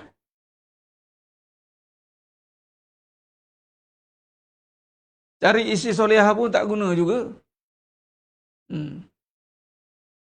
Apa gunanya cari isteri solehah kalau kita pun jenis yang lemah? Kalah juga dengan kalah. Orang soleh solehah apa kesan pada kita? Kita ni jadilah suami soleh, jadilah isteri solehah. Ya benar tuan saya Yusuf. Tinggi kedudukan dia memang. Iblis ni. Sambung. Itulah. Dia soalan suami isteri ni. Zas, kita pun tengok up lagi. Siapa suruh up banyak kali? Baik kata jangan simpan-simpan, dah buat diam, dah beramal. Sebab tahu dah. Soalan-soalan itu memuka kepada, orang kata tak buat kerja lah. Tak buat kerja lah tu. Atau kerja tapi tak selesai. Kerja banyak pending. Sebab tu kalau ya memang kita berhadapan dengan permasalahan kehidupan. Kadang-kadang soalan-soalan itu perlu dijawab dengan penghuraian yang panjang. Dia bukan soalan seperti fiqh. Apa hukum ini halal, apa hukum ini haram. Nampak? Ini jelas. Sebab perbahasan fiqh ni tak perlu diperbahaskan lagi. Sebab jelas hukum dia. Tidak perlu dipertikaikan. Kenapa haram? Jangan pertikaikan dah. Sebab tu Nabi kata jangan pertikaikan bab hukum. Hukum jangan dipertikaikan. Yang menjadi isu dipertikaikan macam tadi lah. Jadi pertikaian itu diselesaikan dengan kefahaman.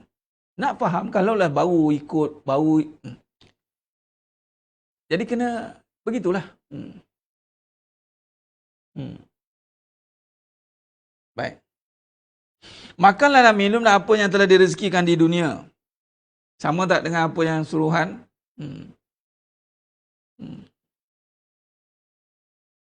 Saya faham. Kita kaedah betul tu semua bertanya. Mai dapat. Jangan takut bertanya. Tapi bersedialah dapat apa yang ditanya tu. Berani tanya, beranilah terima. Tapi tak apa. Pengajaran. Baik. Sambung. Makanlah dan minumlah apa yang telah direzekikan di dunia. Kemudian Allah suruh apa? Dan Allah beritahu dan tidaklah tidaklah kamu kekal di dunia. Kaifa takfuruna billahi wa kuntum amwatan fa ahyakum summa yumitukum summa yuhyikum summa ilaihi turja'un. Nampak? Kita tidak kekal di dunia. Kullu nafsin za'iqatul maut. Ini Allah bagi tahu. Tidak kekal. Dan Allah bagi tahu apa lagi? Sesungguhnya akhirat itulah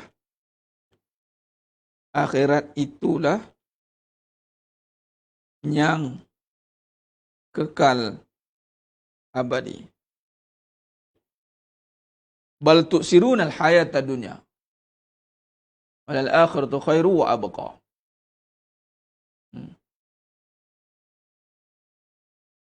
Akhirat tu kekal abadi. Nampak? 3 suruhan ini. Satu lagi. Larangan. Ni suruhan. Sama je konteks dia. Konteks dia sama. Cuba tengok. Pertama suruh makanlah. Kemudian satu peringatan. Kemudian larangan. Apa larangan? Kalau ini pun sama konteks dia. Makanlah. Satu penyertaan. Nampak? 1, 2, 3.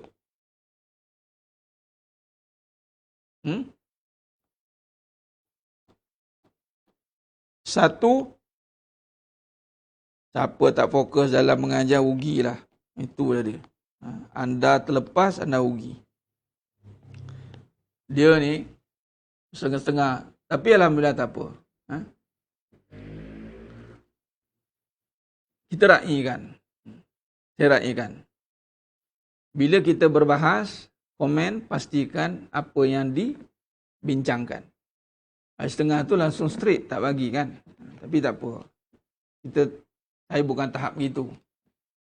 Cuma jangan sampai perbahasan tu borak-borak, tak mengarut, tak kena gaya. Itu saja. Kupas komen dengan apa yang dibincangkan. Masalah, persoalan boleh dikaitkan. Tak ada masalah. Itu terbuka. Tapi kalau dah mula pergi borak-borak benda lain, tu jangan. Okay, baik, sambung. Yang ketiga ni apa larangan? Kalau kita tengok, la tusyrik billah. Jangan syirik. Jangan menyekutukan aku. Allah. Tapi perkataan menyekutukan ini bermula apabila apa? Di mana kan? Ini dosa kan? Dosa ni. Kata Imam Hasan al-Basri rahimahullah. Kepala bagi dosa apa? Ni. Kepala bagi dosa itu adalah hubbud dunya. Ra'sul khati'ah. Cinta dunia. Jadi, cinta dunia ni, cintai dunia ni, adalah kepala bagi segala dosa, maka begitulah dengan syirik. Jadi syirik tu dosa besar. Pembuka kepada dosa tu, penutup dia, kepala tu atas penutup. Kepala ni terbuka dah, habis. Keluarlah dosa-dosa tu. Jadi bila cinta dunia tu, maka janganlah kamu cintai dunia. Atau ayat dia. Jangan mencintai dunia. Maka di sini apa iblis buat? Namun si iblis sebaliknya.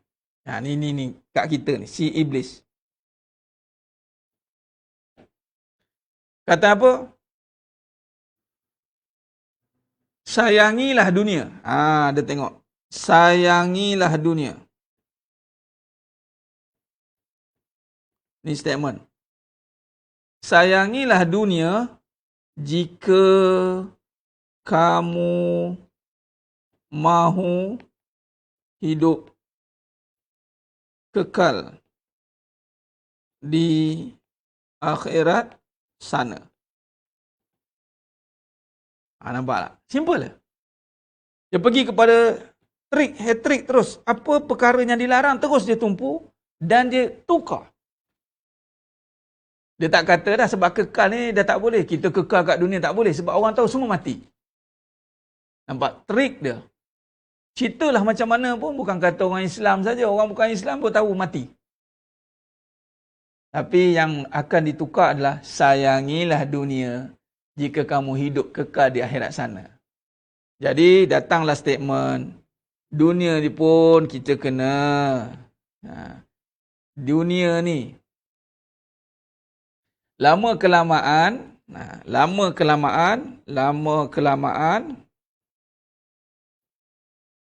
Kerana sayangi dunia ni, lama kelamaan berubah. Dia akan berubah. Walaupun kita tahu asalnya, kita ni akan mati, tapi kerana sayang dunia ni, lama kelamaan, dia akan berubah. Berubah kepada mahu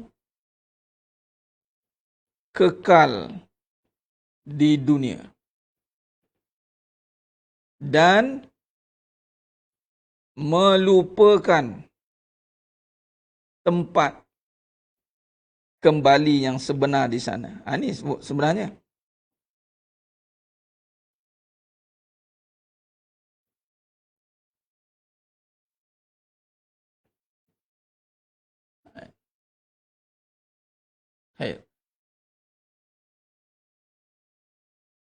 Lama kelamaan kerana sayangi dunia itulah menyebabkan yang asalnya kita kata dunia ni tak kekal, kita seperti nak kekal di dunia.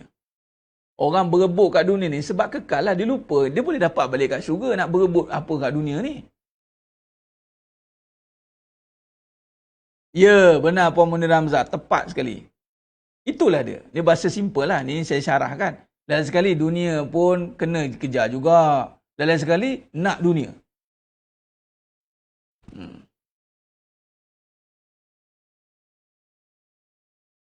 Ya, Tuan Syed. Kenapa perkataan makan juga? Sebab begini.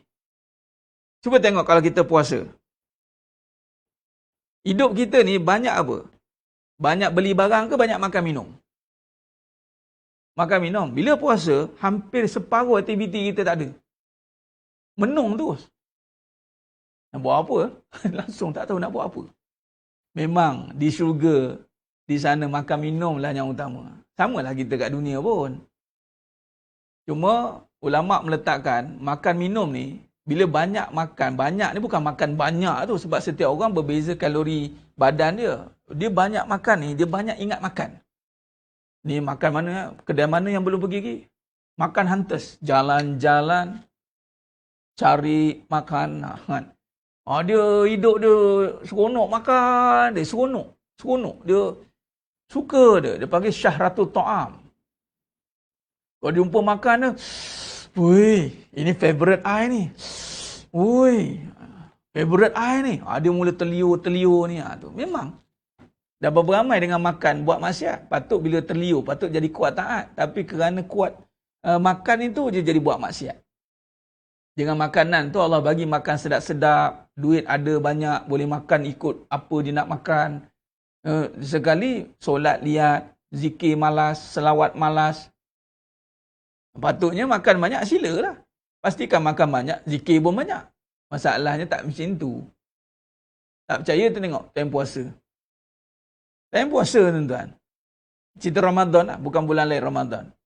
Kita tak makan 8 jam kurang lebih lah. Tapi boleh beribadah daripada start pukul 9 malam sampai ke 10. Sebelah tu selamba. Makan sekejap je. Makan sekejap je. Dalam waktu buka, itu pun tak banyak. 10 minit ke 15 minit, itu pun tinggi. Tapi bila tak puasa, makan 8 jam. Malam, hanyut tuan. Itu maksudnya. Habis Ustaz, kalau nak makan kuat juga, makanlah. Kuatkan ibadat. Pastikanlah. Malulah makan banyak tapi malas beribadat. Malu patutnya. Orang macam datang kerja, ambil gaji tapi malas kerja. Makanan ni lagi satu benda yang manusia tak boleh sediakan sebenarnya. Makanan ni, contoh bab makanan ni, manakah tuan saya tanya tu, saya kupas sikitlah bab makan ni. Kita dah nampak makanan yang dah jadi. Kita nampak, katalah, makanan-makanan yang dah siap.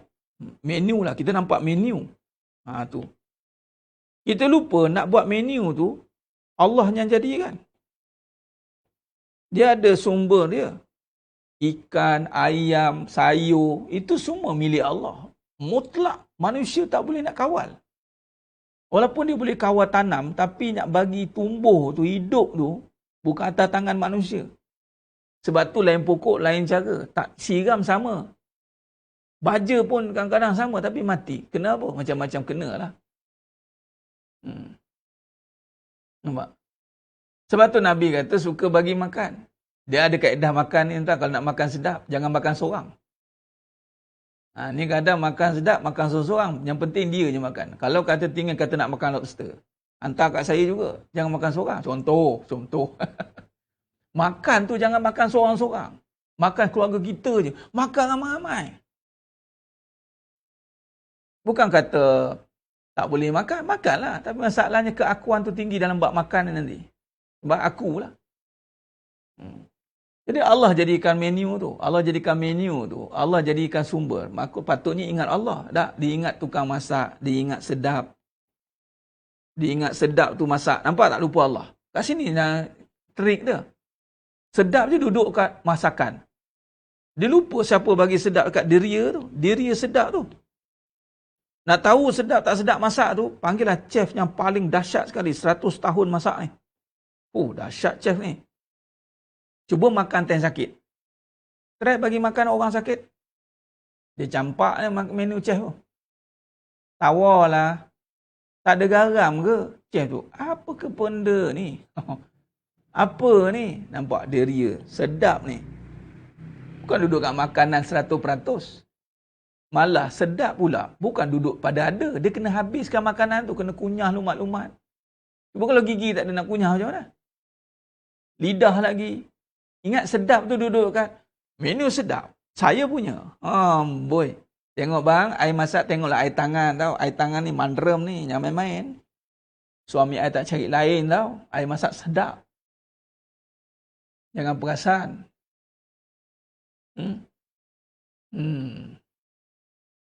Ini pantang masak sedap sikit. Bangga den. Tengok tangan air ni. Memang keturunan pandai masak tu. Langsung tak nampak Allah. Dia buat makan memang ni. Sebab memang buat makan dia dapat duit memang ke makan lah.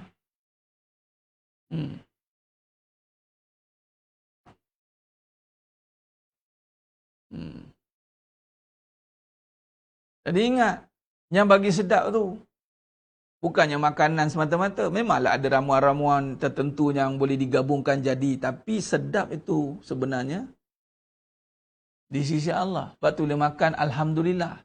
Habis makan Alhamdulillah. Ya, dia masak pun dari Allah. Kadang pening. Apa nak masak?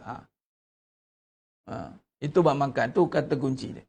Lepas situ sebab dikaitkan dengan makan ni memang Allah jadikan direct sebenarnya. Apatah lagi di syurga tu, makanan yang orang kata apa? Ready made. Niat dia ada. Allahu Akbar. Macam mana Ustaz boleh tahu ni? Allah bagi tahu ilmu ni. Bukan kita tanya orang buat survey pun. Baik. Jadi, berbalik pada perbahasan kita dan kesimpulan ni, kita sambung lagi ni, ada panjang lagi perbahasan untuk ni.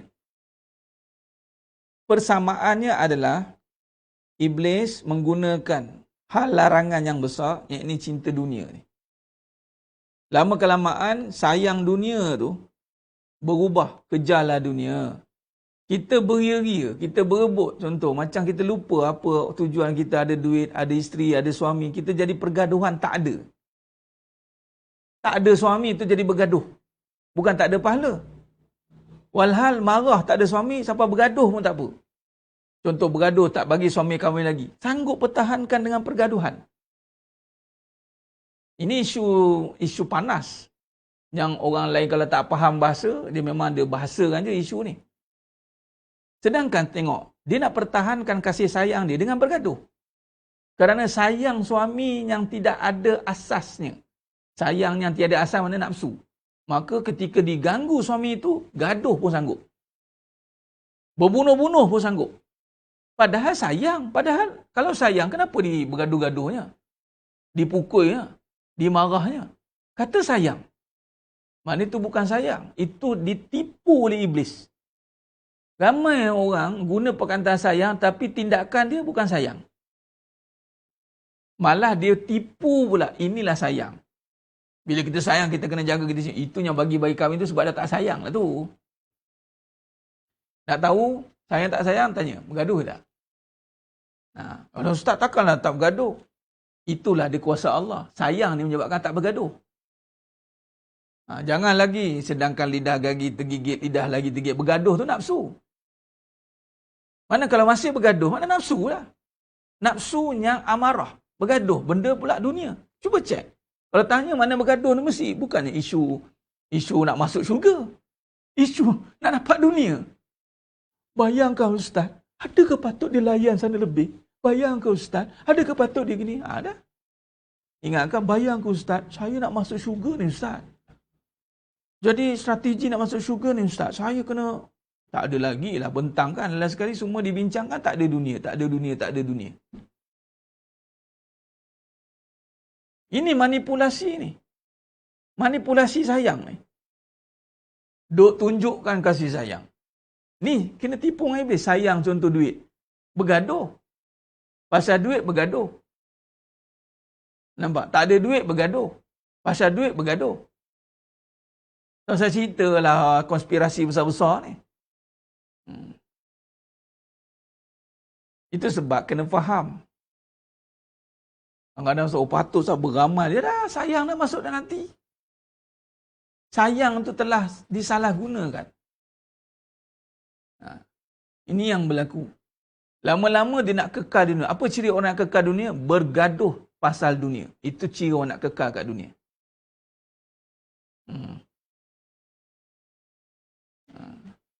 Suruh berfikir, bukan menipu. Suruh mencari jawapan. Puan Munirah Hamzah. Italah kena cari. Sebab tu, jangan terima bulat-bulat. Sebab tu kena yatafakarun. Berfikirlah. Ini bukan perbahasan tentang rumah tangga saja, puan sadar ya. Ini perbahasan tentang kehidupan. Kita nak, sebab kehidupan tu kaitan dengan rumah tangga lah. Dia rumah tangga bukan perbahasan kecil. Perbahasan rumah tangga saya suka rumuskan tentang perbahasan tentang cinta Allah. Besar. Dia kalau sebut rumah tangga jadi kecil dah. Saya tak akan bawa perbahasan rumah tangga macam kelas rumah tangga. RTT rumah tangga. Tak payah cerita lah start rumah tangga ni lah. Contoh, tak ada. Saya akan bawa perbahasan rumah tangga, itu perbahasan tentang Allah. Tak usah cerita nak pergi perbahasan tentang ini, cerita tentang Allah, cerita ni, tapi baru rumah tangga huru-hara. Jadi takut, jadi lemah, jadi kalah, tak payah. Sebab tu perbahasan akidah, iman, itu mesti tengok balik apa isu dunia dia. Kat sinilah datangnya hal-hal ni. Iblis ni. Nak tengok apa ciri dia. Dia nak lama kelamaan dia nak kekal kat dunia ni. Contoh kalau suami dah faham, isteri pula dia gagal memahamkan isteri dia pula. Ni masalahnya. Kadang-kadang tu jangan beramal seorang-seorang. Kena beramal sungguh-sungguh, mohon kepada Allah dan Allah bantu. Macam mana suami rasa, begitulah isteri rasa. Sebab dia adalah bahagian dari diri kita. Macam mana seorang suami gagal memahamkan bahagian diri dia? Bermaksud diri dia pun tak faham. Itu je lah. Ataupun dia buat, tak apalah, pelan-pelan, tak apalah, pelan-pelan, pelan-pelan lah sekali, tinggal. Dia kena rapat. Dia tidak boleh suami faham, isteri terbiar. Tak apalah, orang perempuan memang macam tu. Dia kalau kita nak Allah ni, kita jangan berkira lah. Kalau orang langgar kita pun tak apa, kita halalkan. Sekali, orang langgar. Isteri pula melenting. Suami tak cakap apa pula. Sabarlah, Mah ya. Ya, abang redha je. Redha je lah. Suami isteri, abang ni kan ini popet. Suami diam. Dia ada seorang faham. Patutnya fahamkan isteri tu. Kamu tahu tak? Patutnya. Tu cara dia. Kamu tahu tak kenapa? Fahamkan lah bahagian diri tu kan. Takkan nak biarkan tangan kiri kotor, tangan kanan bersih. Mesti kita nak dua-dua bersih. Diri kita. Air buat itu lah. Baik, jadi sidang jemaah yang muliakan Allah Ta'ala. Saya cukup setakat tu dulu perbahasan kita pada pagi ni. InsyaAllah kita akan sambung pada siri yang lain. Saya ambil masa dekat 2 jam. Sebab cerita begini dia tak boleh berhenti tengah. Tapi kita dah tunjukkan strategi ni. Tak apalah. Yang sanggup Allah berikan masa nak dengar. Sebab perkara ni kita nak sampaikan bukan apa orang nak dengar. Kita nak sampaikan apa yang nak disampaikan. Jadi nanti nak dengar ulangan ke, dengar balik ke, terpulang. Ustaz, orang dah panjang-panjang Ustaz kan. Dia tengoklah. Apa perkara yang nak disampaikan tu banyaklah cerita dia, panjang lah. Itulah cerita dia. InsyaAllah. Kadang-kadang ada satu ketika nanti pendek pula. 30 minit pun boleh, 1 jam pun boleh. Tapi tengok pada topik lah. Tapi setakat ni, memang banyaklah yang nak disampaikan. Allahu Akbar. Moga-moga Allah bantu kita lah tuan-tuan. Allah bantu kita semua untuk faham dan berikan kekuatan. Nanti boleh yang ni boleh dengar balik, ulang balik insyaAllah. Khair. Saya kira cukup setakat tu dulu. Moga-moga Allah rahmati kita. Mohon ampun maaf atas segala kekurangan, terkasa-kata, kurang bicara dalam penyampaian saya ni. InsyaAllah Allah saja yang mampu menyempurnakan perbahasan ni. Khair.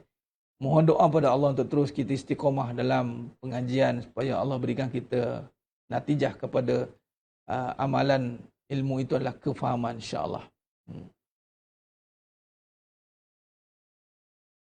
Benar tu puan orang beriman ni dia kena ada konsep Syekh Abdul Qadir. Move on ni dia kadang bukan move on dah. Always moving forward.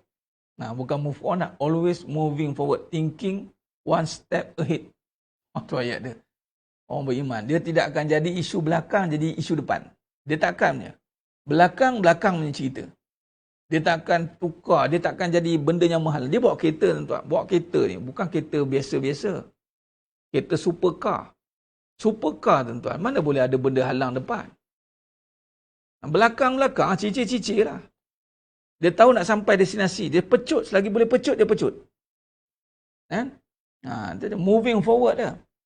Betul orang beriman ni hebat. Dia tak ada cerita benda belakang. Sebab tu kan setengah orang cerita dunia dia, kita akan akhiratkan dia baru kita cerita bawa ke depan. Takkan boleh isu tu jadi bawa ke depan. Tak boleh. Jadi penghalang kepada kita. Penghalang kepada kita untuk ke depan. InsyaAllah.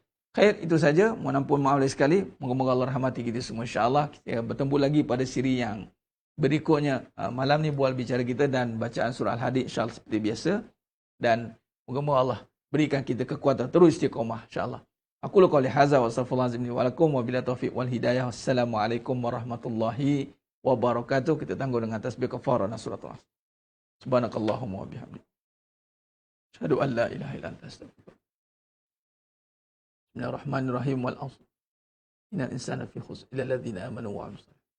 Wa tawassaw bil haqqi wa tawassaw bis sabr. Wallahu a'lam bisawab. Takbir. Allahu akbar.